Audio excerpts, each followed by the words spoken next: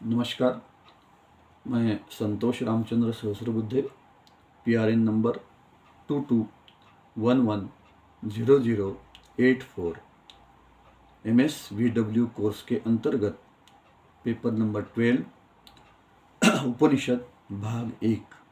इनमें से आज मैं उपनिषद के बारे में कुछ बताना चाहता हूँ।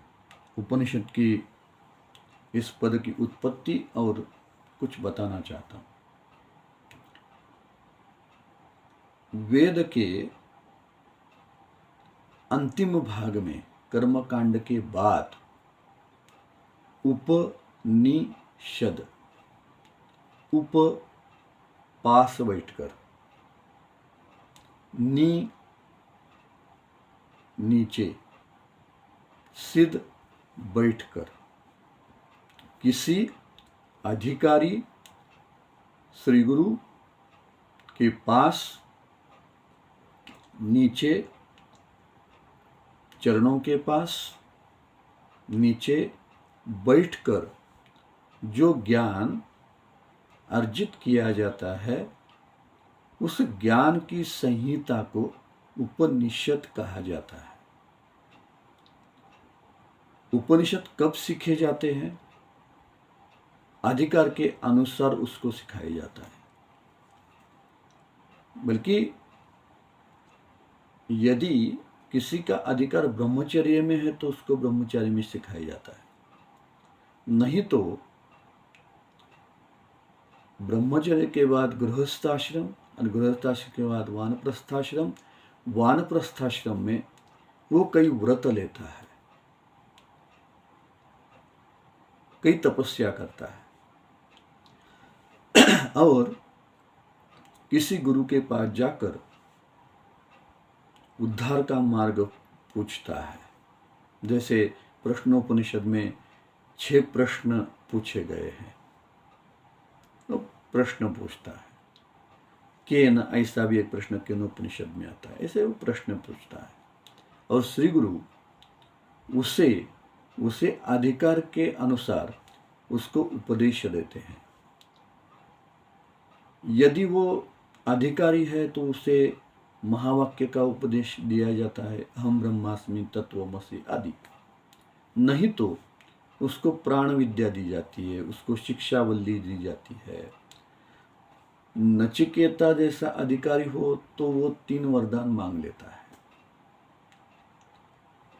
जैसा जिसका अधिकार है उससे वो आत्मज्ञान और ब्रह्म विद्या ये देने का प्रयास वो श्री गुरु उसको करते हैं, वो शिष्य को देते हैं।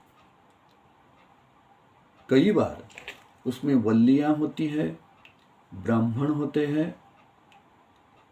ये कैसे? तो एक के बाद एक, एक के बाद एक, मतलब ये सीढ़ियां हैं। एक सीढ़ी पार करके दूसरी सीढ़ी, तीसरी सीढ़ी, ऐसा करके वो अपने आत्म तत्व को जानने के लिए तैयार होता है। और जो मोक्ष है वो मोक्ष को प्राप्त करता है। आत्म तत्व को जानना ही मोक्ष है। इसके ब्रह्म विद्या कहते हैं, ब्रह्म विद्या कहते हैं इसको, अध्यात्म विद्या कहते हैं इसको।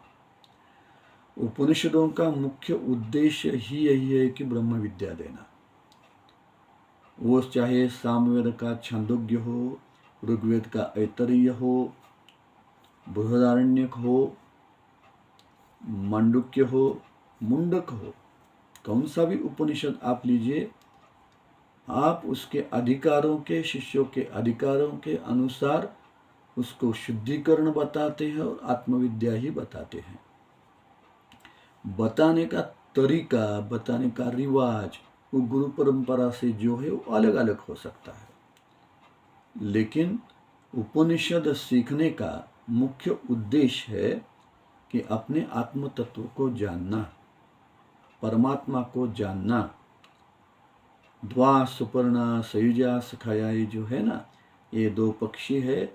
एक पक्षी दूसरे फल खाते हुए पक्षी को जानना चाहता है, वैसे जीव शिव को, आत्मा परमात्मा को जानना चाहता है। और जानने के लिए जो मदद करता है वो गुरु है, ये श्री गुरु है। ये श्री गुरु के पास बैठकर, नीचे बैठकर उनकी सेवा करके तद्विधि प्रणिपातेन परिप्रश्नेन सेवया उपदेक्षन्ति ते ज्ञानम ज्ञानिनस्तत्वदर्शिनः।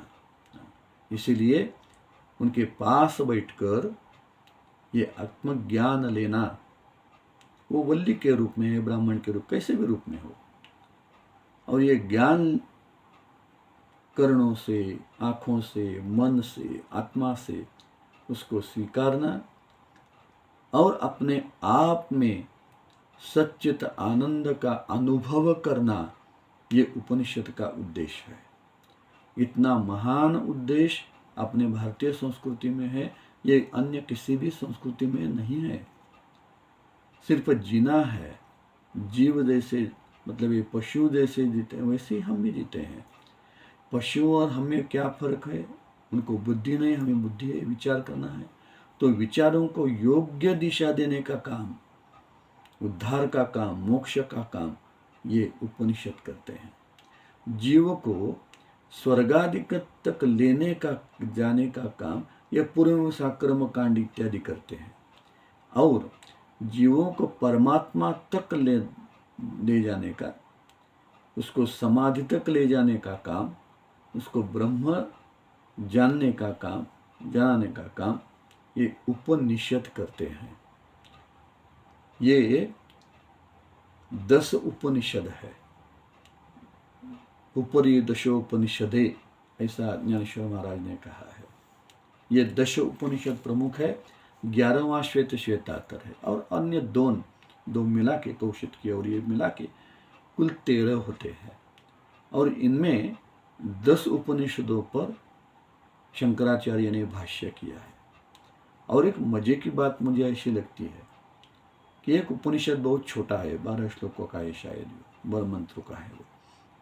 उनमें से गौड़पाद जी ने कारिका लिखी, और गौड़पाद जी आचार्य शंकर के गुरु है, और आचार्य शंकर ने, शंकराचार्य ने उसी उपनिषद पे भाष्य लिखा।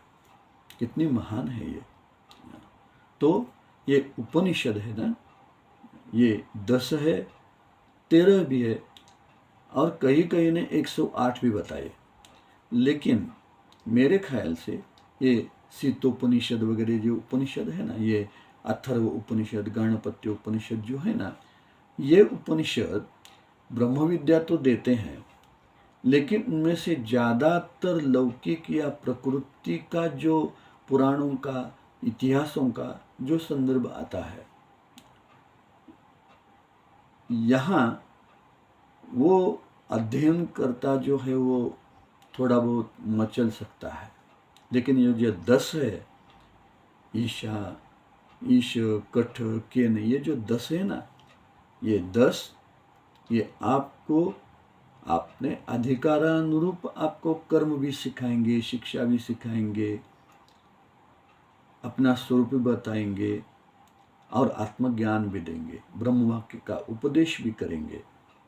ये उपनिषद के माध्यमों से ही गुरु शिष्य परंपराओं में वेदांत का अभ्यास किया जाता है, ब्रह्म विद्या का अभ्यास किया जाता है। ब्रह्म विद्या का मतलब जो 4 ये अंत साधन है ना, विवेक, वैराग्य, शम, दम आदि का, और मुमुक्षत्व, इनमें से जो मुमुक्षत्व है, इसके लिए श्रवण, मनन और निधिध्यासन, ये तीनों में तम पदार्थ संशोधन जोड़ के ये उपनिषद इन सभी मनुष्य प्राणियों का अंतिम लक्ष्य मोक्ष उसको प्राप्त कर देता है। धन्यवाद।